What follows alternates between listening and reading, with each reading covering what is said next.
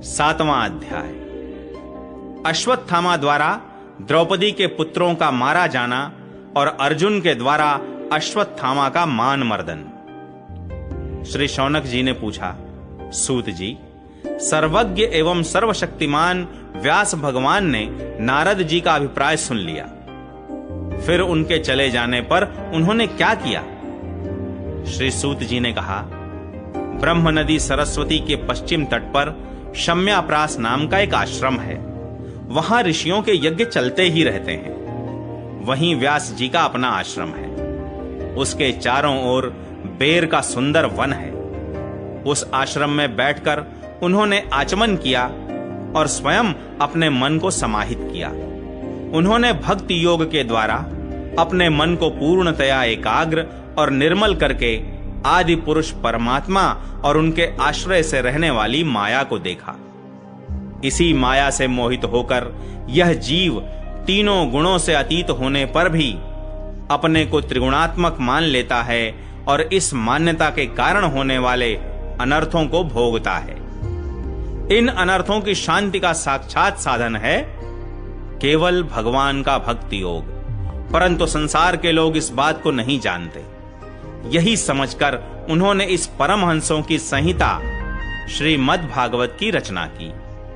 इसके श्रवण मात्र से पुरुषोत्तम भगवान श्री कृष्ण के प्रति परम प्रेममयी भक्ति हो जाती है, जिससे जीव के शोक, मोह और भय नष्ट हो जाते हैं। उन्होंने इस भागवत संहिता का निर्माण और पुनरावृत्ति करके इसे अपने निवृत्ति परायण पुत्र श्री सुखदेव जी को पढ़ाया। श्री शौनक जी ने पूछा, श्री सुखदेव जी तो अत्यंत निवृत्ति परायण हैं। उन्हें किसी भी वस्तु की अपेक्षा नहीं है। वे सदा आत्मा में ही रमण करते हैं। फिर उन्होंने किस लिए इस विशाल ग्रंथ का अध्ययन किया? श्री सूत जी ने कहा, जो लोग ज्ञानी हैं, जिनकी अविद्या की गांठ खुल गई है और जो सदा आत्मा में ही रमण करने वाले हैं, वे भी भगवान की हेतु रहित भक्ति किया करते हैं, क्योंकि भगवान के गुण ही ऐसे मधुर हैं जो सबको अपनी ओर खींच लेते हैं। फिर श्री सुखदेव जी तो भगवान के भक्तों के अत्यंत प्रिय और स्वयं भगवान वेदव्यास के पुत्र हैं। भगवान के गुणों ने उनके हृदय को अपनी ओर खींच लिया और उन्होंने उससे विवश होकर ही इस विशाल ग्रंथ का अध्ययन किया। शौनक जी, अब मैं राजर्षि परीक्षित के जन्म, कर्म और मोक्ष की तथा पांडवों के स्वर्गारोहण की कथा कहता हूं, क्योंकि इन्हीं से भगवान श्री कृष्ण की अनेकों कथाओं का उदय होता है। जिस समय महाभारत युद्ध में कौरव और पांडव दोनों पक्षों के बहुत से वीर गति को प्राप्त हो चुके थे और भीमसेन की गदा के प्रहार से दुर्योधन की जांघ टूट चुकी थी, तब अश्वत्थामा ने अपने स्वामी दुर्योधन का प्रिय कार्य समझकर द्रौपदी के सोते हुए पुत्रों के सिर काटकर उसे भेंट किए। यह घटना दुर्योधन को भी अप्रिय ही लगी, क्योंकि ऐसे नीच कर्म की सभी निंदा करते हैं। उन बालकों की माता द्रौपदी अपने पुत्रों का निधन सुनकर अत्यंत दुखी हो गई। उसकी आंखों में आंसू छलछला आए। वह रोने लगी। अर्जुन ने उसे सांत्वना देते हुए कहा, कल्याणी, मैं तुम्हारे आंसू तब पोंछूंगा जब उस आतताई ब्राह्मणाधम का सिर गांडीव धनुष के बाणों से काटकर तुम्हें भेंट करूंगा और पुत्रों की अंत्येष्टि क्रिया के बाद तुम उस पर पैर रखकर स्नान करोगी। अर्जुन ने इन मीठी और विचित्र बातों से द्रौपदी को सांत्वना दी और अपने मित्र भगवान श्री कृष्ण की सलाह से उन्हें सारथी बनाकर कवच धारण कर और अपने भयानक गांडीव धनुष को लेकर वे रथ पर सवार हुए तथा गुरुपुत्र अश्वत्थामा के पीछे दौड़ पड़े। बच्चों की हत्या से अश्वत्थामा का भी मन उद्विग्न हो गया था।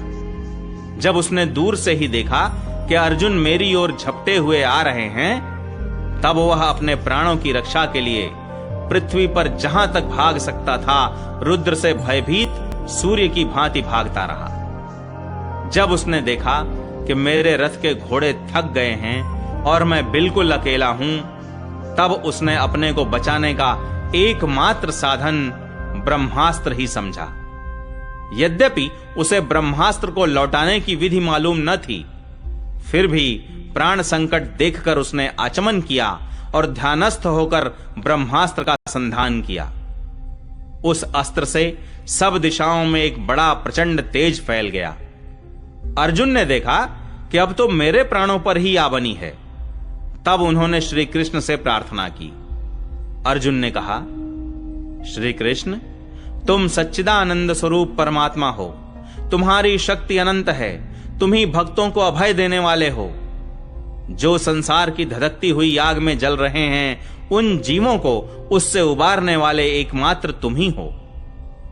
तुम प्रकृति से परे रहने वाले आदि पुरुष साक्षात परमेश्वर हो।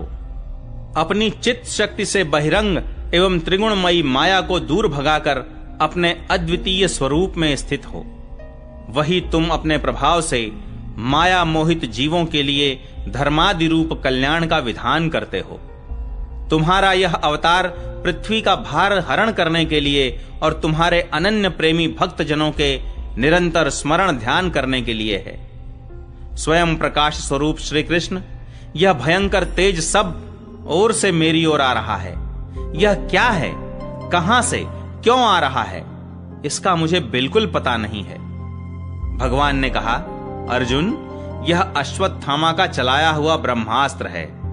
यह बात समझ लो कि प्राण संकट उपस्थित होने से उसने इसका प्रयोग तो कर दिया है, परंतु वह इस अस्त्र को लौटाना नहीं जानता। किसी भी दूसरे अस्त्र में इसको दबा देने की शक्ति नहीं है।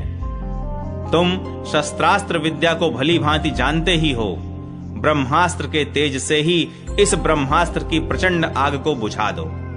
सूत जी कहते हैं, अर्जुन विपक्षी वीरों को मारने में बड़े प्रवीण थे। भगवान की बात सुनकर उन्होंने आचमन किया और भगवान की परिक्रमा करके ब्रह्मास्त्र के निवारण के लिए ब्रह्मास्त्र का ही संधान किया। बाणों से वेष्टित उन दोनों ब्रह्मास्त्रों के तेज प्रलयकालीन सूर्य एवं अग्नि के समान आपस में टकराकर सारे आकाश और दिशाओं में फैल गए और बढ़ने लगे।